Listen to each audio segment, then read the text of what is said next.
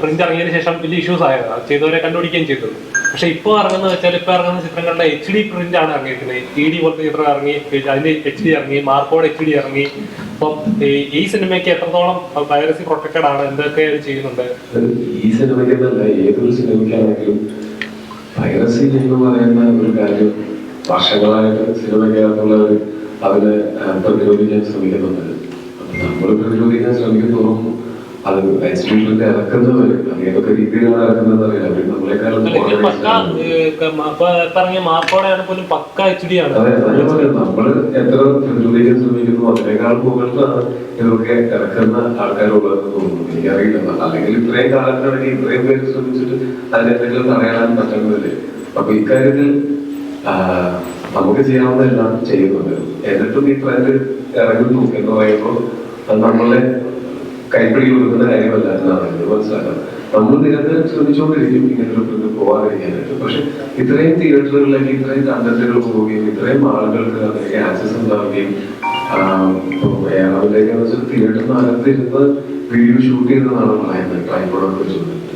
ഇങ്ങനെയൊക്കെ സംഭവിക്കുന്ന ഒരു സമയത്ത് നമുക്ക് ഓരോ തിയേറ്ററിലും ചെന്ന് നോക്കാൻ പറ്റിയെന്ന് വരില്ല. അത് പലപ്പോഴും നമ്മളെയൊക്കെ തനിക്ക് പുറത്തു നിന്നുള്ള കാര്യമായി മാറിയിരിക്കുന്നു ഈ പൈറസി പുറത്ത് വരാതിരിക്കുക എന്നുള്ള കാര്യം.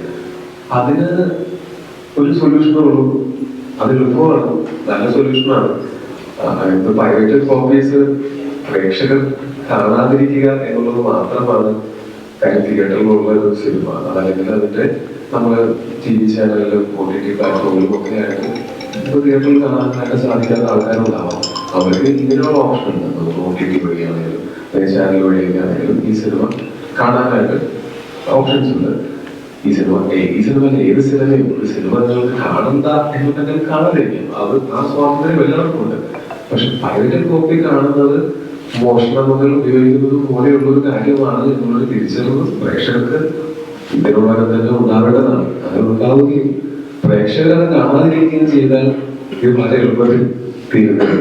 അല്ലാതെ നമ്മൾ സിനിമയ്ക്കകത്തുള്ളവരോ അല്ലെങ്കിൽ വേറെ ഏതെങ്കിലും ഏജൻസീസോ അല്ലെങ്കിൽ പോലീസോ പോലും ശ്രമിച്ച് അല്ലെങ്കിൽ അങ്ങനെ ഇപ്പൊ സൈബർ ക്രൈമാണ് ഇത് നമ്മൾ ശ്രമിച്ചിട്ട് നമ്മൾ പിടിയിൽ നിൽക്കുന്നില്ല. ഇത്രയും സിനിമകൾ ഇറങ്ങുന്നു, ഇത്തരം ആളുകൾ കാണാൻ പോകുന്നു, തിയേറ്ററിലേക്ക് വരുന്ന ഓരോരുത്തരെയും ക്യാമറ കൊണ്ടോ മൊബൈൽ ഫോൺ പിടിച്ചു വെച്ച് അങ്ങനെയൊന്നും തിയേറ്ററിൽ കയറ്റാൻ പറ്റില്ല. അത് ഭയങ്കര ചോദിക്കാന്നല്ല, കാരണം തിയേറ്റർ പ്രിന്റ് ഓക്കെ തിയേറ്ററിൽ നിന്ന് ഷൂട്ട് ചെയ്യുന്നതാണോ, അതേപോലത്തെ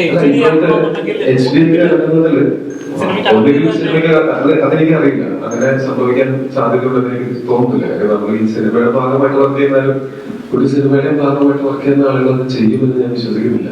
പക്ഷെ ഇപ്പം നമ്മുടെ ഈ കേസിന്റെ ഭാഗമായിട്ട് അറിഞ്ഞതെന്ന് വെച്ചാൽ പല തിയേറ്ററിൽ നിന്ന് ഒരേ സമയത്ത് ഈ സിനിമ ഷൂട്ട് ചെയ്തിട്ട് അത്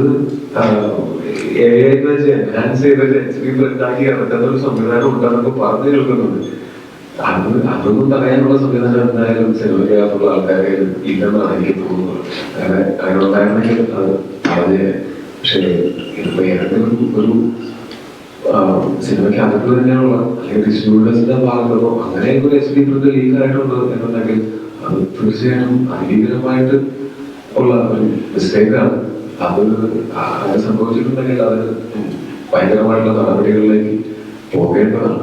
പക്ഷെ അതുപോലും നമുക്ക് വേണമെങ്കിൽ അവരുടെ ഈ പറഞ്ഞ പോലെ ഈ മോഷണം കൊണ്ടും ഉപയോഗിക്കില്ല എന്ന് നമ്മൾ തീരുമാനിച്ചത്.